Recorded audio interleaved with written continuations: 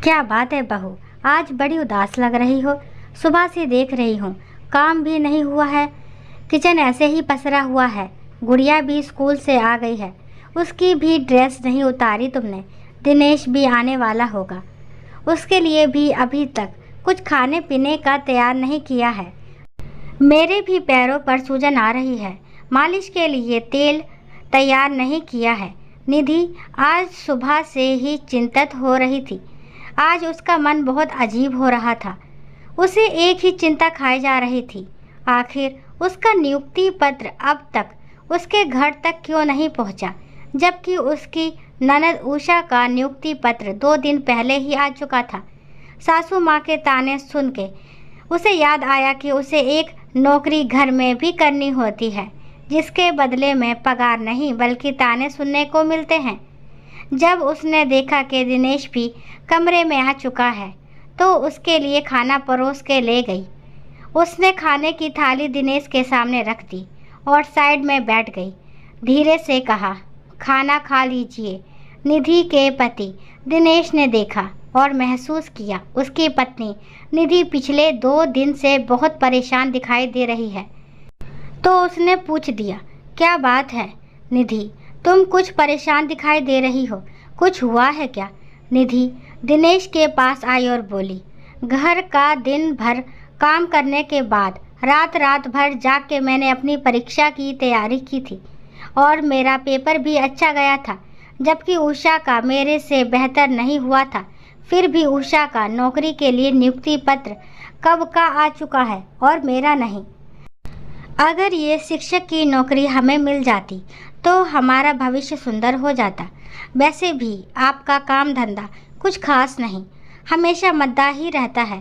ऊपर से अब गुड़िया भी बड़ी हो रही है, उसकी परवरिश के लिए भी तो पैसे की ज़रूरत होगी। उसकी बेहतर शिक्षा के लिए कितना खर्चा चाहिए होगा। अपनी पत्नी निधि की बात सुन के दिनेश भी चिंतित हो गया। हाँ, तुम सही कह रही हो, उषा का तो पेपर तुम्हारे मुकाबले थोड़ा ख़राब ही था। हमने खुद बैठ के चेक किया था। हमें कुछ तो गलत लग रहा है।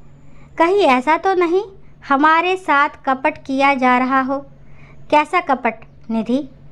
दिनेश ने खाने की थाली अपने आगे से हटाते हुए पूछा।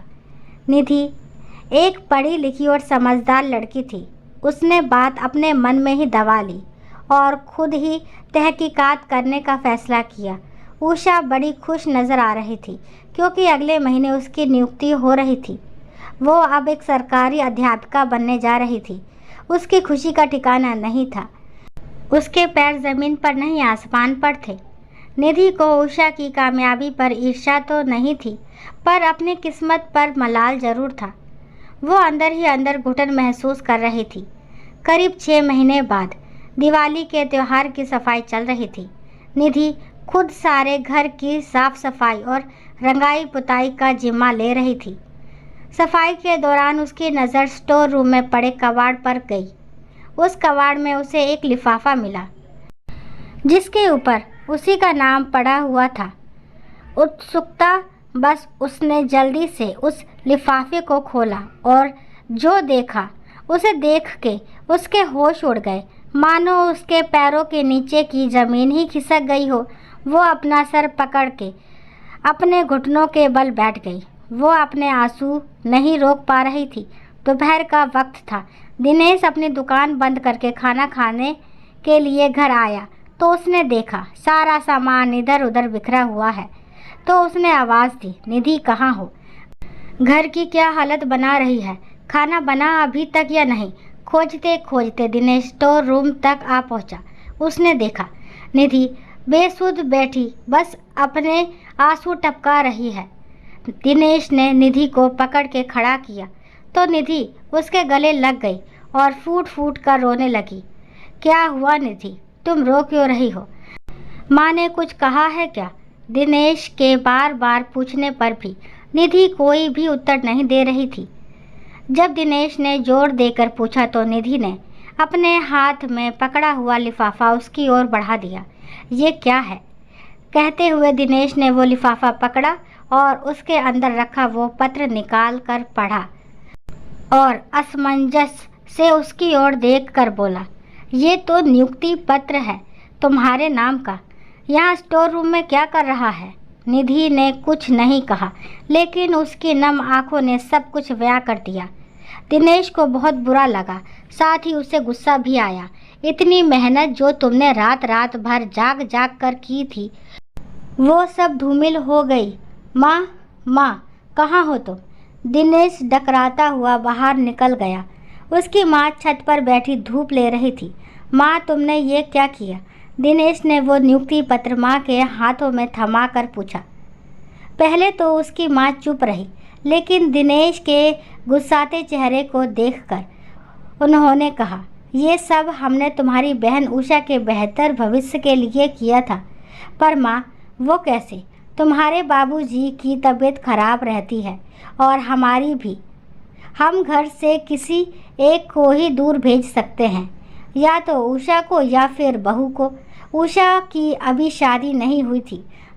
नौकरी में लगी हुई लड़की की शादी अच्छे घर में हो जाती है, इसलिए हमने ये फैसला लिया। और वैसे भी निधि की तो शादी हो चुकी है, वो माँ भी बन चुकी है। हमने उषा के बेहतर भविष्य के लिए सोचा। माँ, तुमने जरा भी नहीं सोचा बहू की नौकरी लगने से तो तुम्हारा घर भी अच्छा हो सकता था। कहकर निराश दिनेश भी शांत पड़ गया। बेटी के बेहतर भविष्य के लिए आपने अपनी बहू की ज़िंदगी अंधकार में धकेल दी। ये कहाँ का न्याय है माँ? क्या आपको अपनी पोती गुड़िया की ज़िंदगी के बारे में ज़रा भी ख्याल नहीं आया? क्या ये तुम्हारी बेटी नहीं है? आज हम महंगाई की मार और बेरोज़गारी के बोझ के नीचे इस कदर दब चुके हैं कि एक बेटी की पढ़ाई के खर्च का भी निर्वाह नहीं कर पा रहे हैं। काश ये कागज़ का टुकड़ा हमें समय रहते मिल गया होता, तो आज हम भी अपने सपनों की दुनिया में जी रहे होते। ये कहते कहते निधि की आंखों से आंसू निकल गए। हाँ, ये सच है, ज़्यादातर घरों में बहू को बहू और बेटी को बेटी ही समझा जाता है, इसलिए सास कभी माँ नहीं बन पाती। प्रिय दोस्तों, अगर कहानी पसंद आती है तो प्लीज़ मेरे चैनल को लाइक शेयर सब्सक्राइब करना ना भूलें और इस कहानी के बारे में आपके जो भी विचार है कमेंट बॉक्स में ज़रूर बताएं। Thank you.